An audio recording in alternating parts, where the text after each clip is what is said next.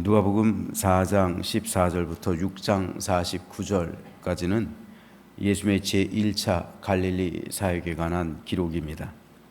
오늘 우리가 읽은 누가복음 6장은 주님의 제1차 갈릴리 사역의 마지막 부분인데 크게 6문단으로 나눌 수가 있습니다.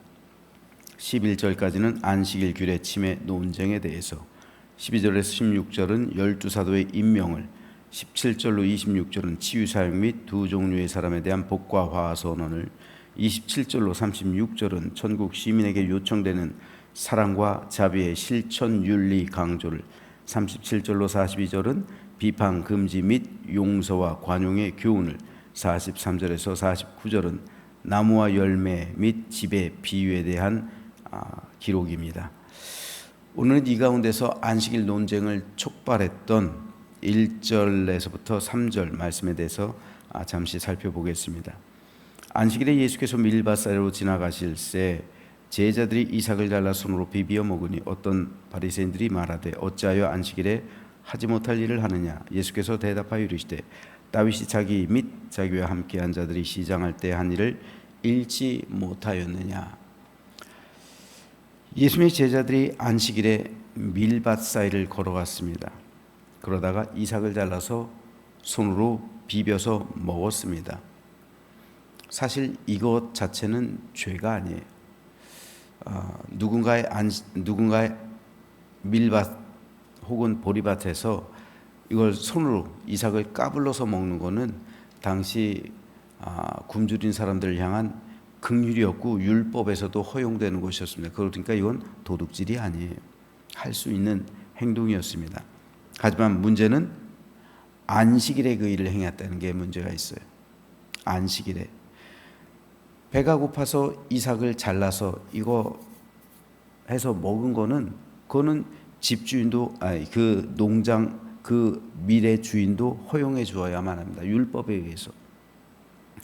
그런데 안식일에 그 일을 행하면 안 돼. 왜요? 이건 추수하는 것에 해당하기 때문에. 밀을 까부르는 것은 추수다. 그러니까 이거는 하면 안 된다. 안식일에. 그것이 안식일 노동법을 어긴 것에 해당했기 때문입니다. 그래서 바리새인들은 이걸 지적한 거예요. 왜 당신들은 안식일법을 어기고 있느냐는 겁니다.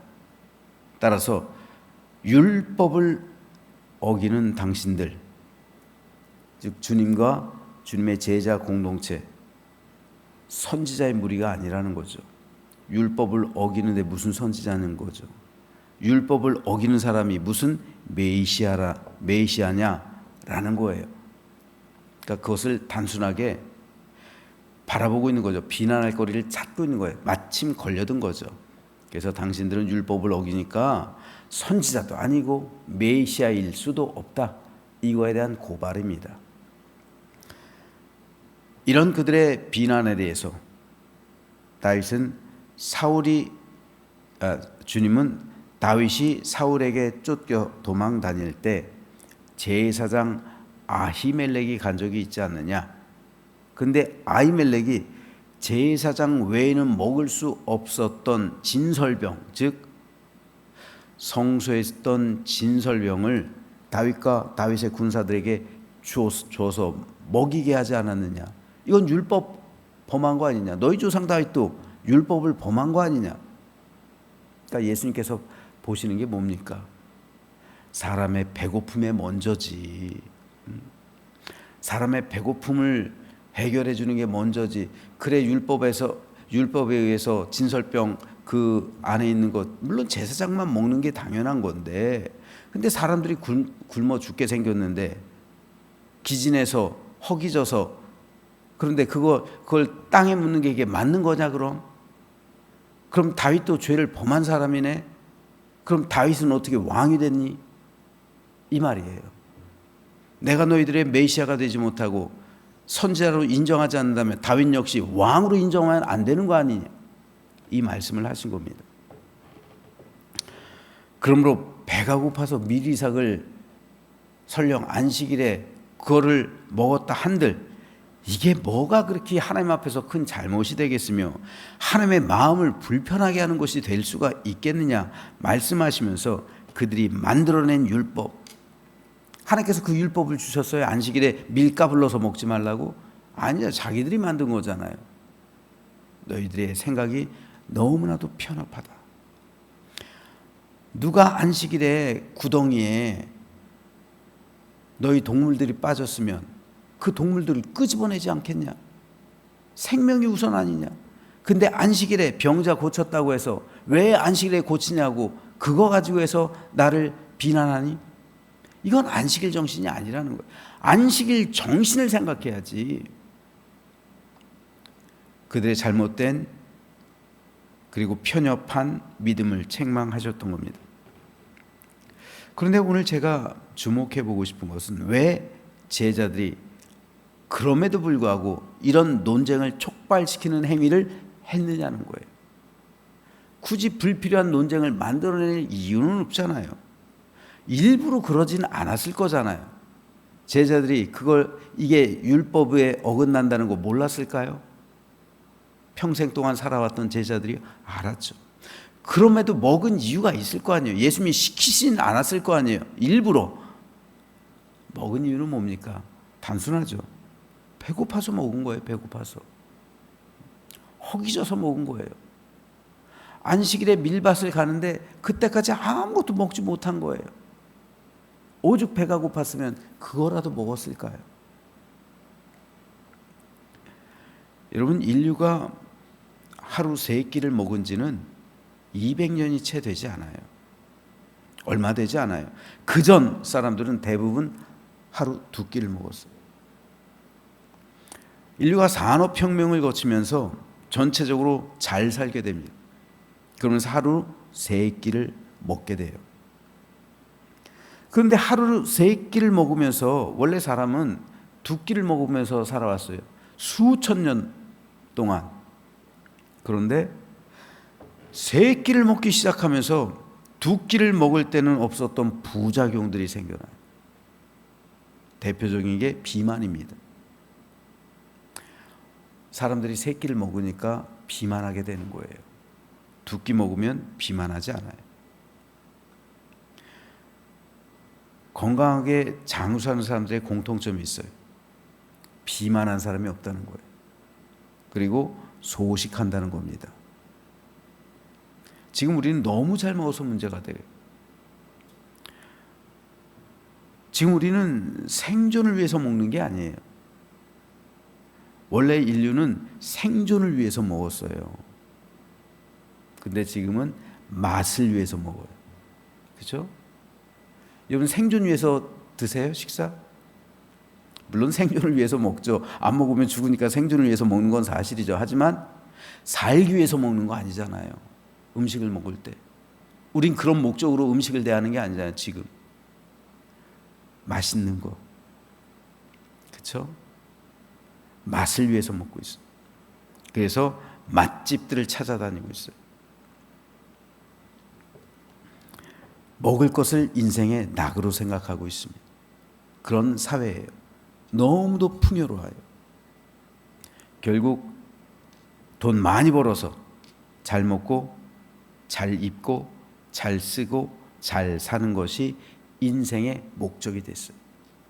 대부분의 사람은 인생의 목적이 이거예요. 돈 많이 벌어서 편안하게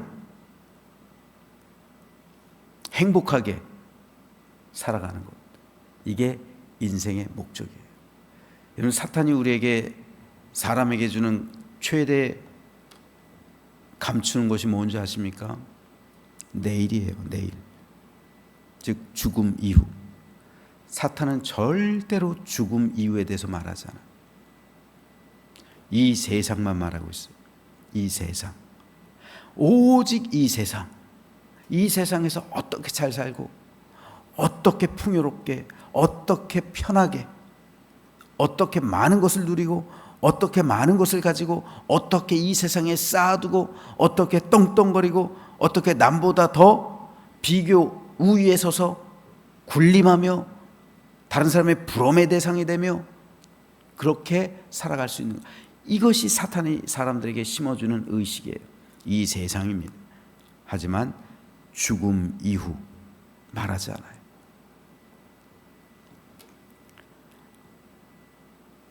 그런데 우리가 살아가는 삶이 이 세상뿐이면, 그래서 이 세상에서 잘 먹고 풍요롭게 살아가면서 잘 사는 것이 인생의 목적이라면 어떨까요? 예수님께서 그렇다면 이 땅에 오신 이유가 없겠죠. 과연 이 땅에서 잘 사는 것, 이것이 성경에서 말씀하고 있는 형통이요 행복의 기준이 될까요? 우리 그리스도인들이 이것을 목적으로 살아가고 있는 것을 하나님께서 과연 기뻐하실까요? 그렇지 않습니다. 오늘 본문 1절은 이에 대한 답을 보여줍니다. 왜 제자들이 안식일에 밀밭 사이를 걸어가며 안식일에 하지 말아선 안 될 당시 통념으로 그 일을 행했을까요? 결국 배가 고파서. 예수님의 제자 공동체는 끼니를 걱정할 정도로 가난했습니다. 그러니까 그 아침, 늦은 아침 밀밭 사이를 걸어가면서도 배가 고프니까 그냥 먹은 거예요. 허기지니까. 예수님에 관한 기록을 보면 유달리 식사 장면이 많이 기록되어 있어요. 왜냐하면 이게 은혜이기 때문에 그래요. 매일 일용할 양식을 주시는 하나님께서 사람을 통해 베풀어 주시는 은혜를 예수님의 제자 공동체가 경험하고 있는 거예요. 그래서 식사는 애찬, 감사가 넘치는, 그래서 하나님의 은혜와 복을 경험하는 시간이었습니다. 그만큼 제자들은 가난한 공동체였어요. 그래서 예수님께서 이 땅에 오신 목적, 그렇지만 예수님께서 이 땅에 오신 목적은 제자들을 부유하게 살게 하거나 또한 이 세상에서 행복을 주기 위해 오신 게 아닙니다. 그랬다면 제자들이 부자로 살아갔겠죠. 행복하게 떵떵거리며 살아갔겠죠. 한 자리 차지했겠죠. 그런데 제자들은 가난하게 살았어요. 평생. 아니, 있던 재산까지도 다 가난한 자들을 위해서 드렸어요. 하나님 나라를 위해 그렇게 살아갔어요. 그리고 죽을 때도 평안하게 죽지 않았어요. 제자들은 오늘날로 말하면 사형수로 죽었어요. 처형당했단 말입니다. 이것을 어찌 행복한 삶이라 말할 수가 있겠습니까? 이것이 어찌 하나님의 은혜라 할 수가 있겠어요? 하지만 우리는 제자들을 가리켜 진정으로 복된 사람이라고 말하잖아요. 왜요? 지금 예수님께서 말씀하시는 것처럼, 그리고 사도 요한이 환상 가운데 바라보고 있는 것처럼 제자들은 12보좌에 앉았잖아요. 12보좌에 앉았어요. 성경에서도 그렇고요, 천국 다녀온 사람들의 그 간증을 들어도 그렇고요, 가장 영화로운 사람, 천국에서 순교자들이래요. 주를 위해서 죽은 사람들. 신성종 목사님이 충현교회 담임이었죠. 천국과 지옥에 대해서 보시고 나서 그 천국에 대한 간증 가운데 하나가 있어요. 예수님과 가장 이 상급에 따라 다 다르대요, 천국이.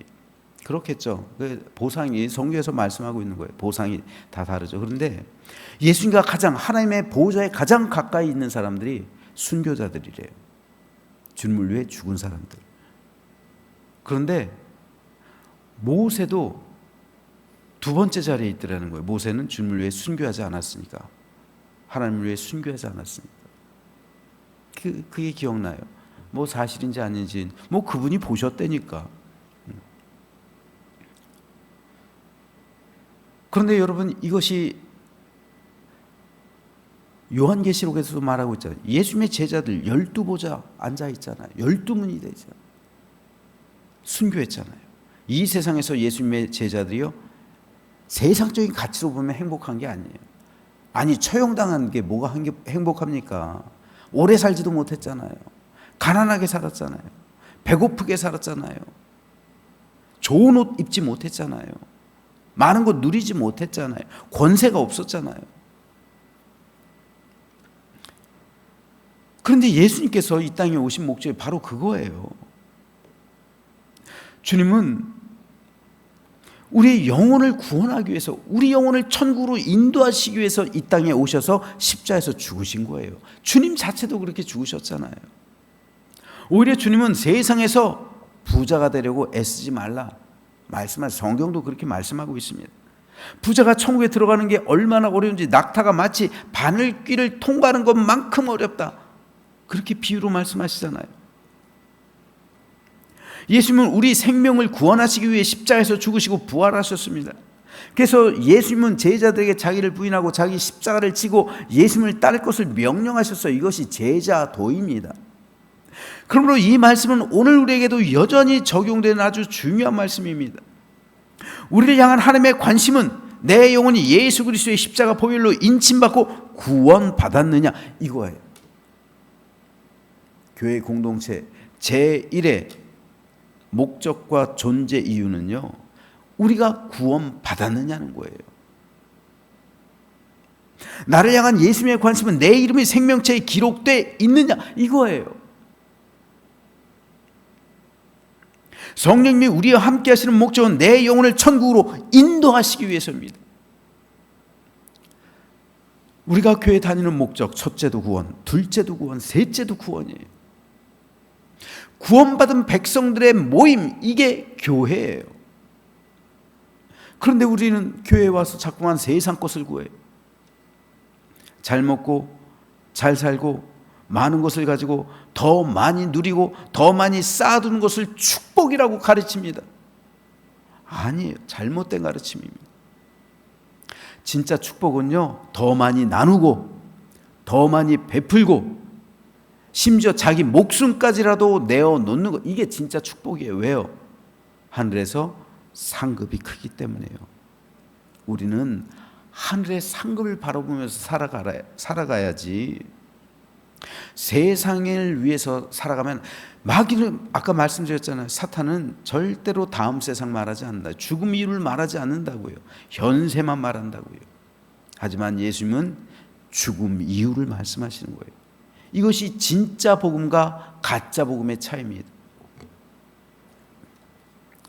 하나님 보실 땐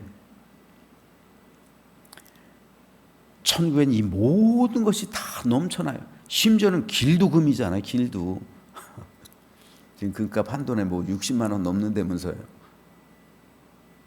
무지하게 비싸죠. 근데 천국은 길도 금이래요. 전 그 기록을 보면요, 또 벽도 금이고 다 금으로 돼 있대요. 뭐 보화로 다 예루살렘 성도 각종 보석으로.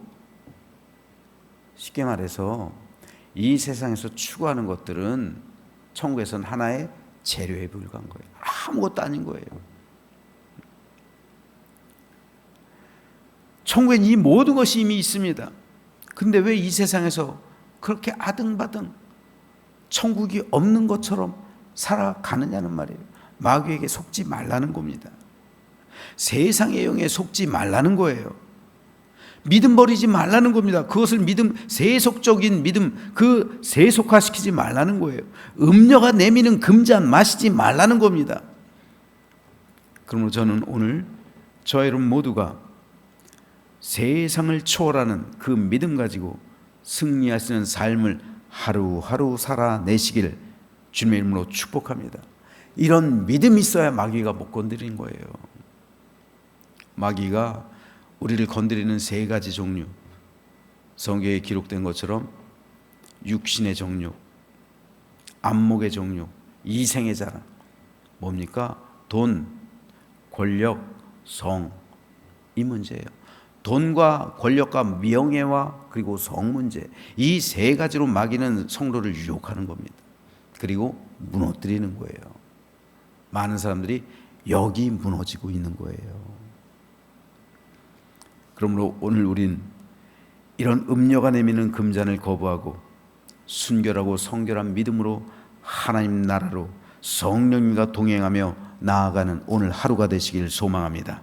그래서 능력과 권세로서 승리하는 믿음이 되어서 우리를 위해 예비된 영원한 천국에서 참된 복락을 누리며 살아가는 구원받은 믿음의 백성들 되시기를 주님의 이름으로 축원합니다.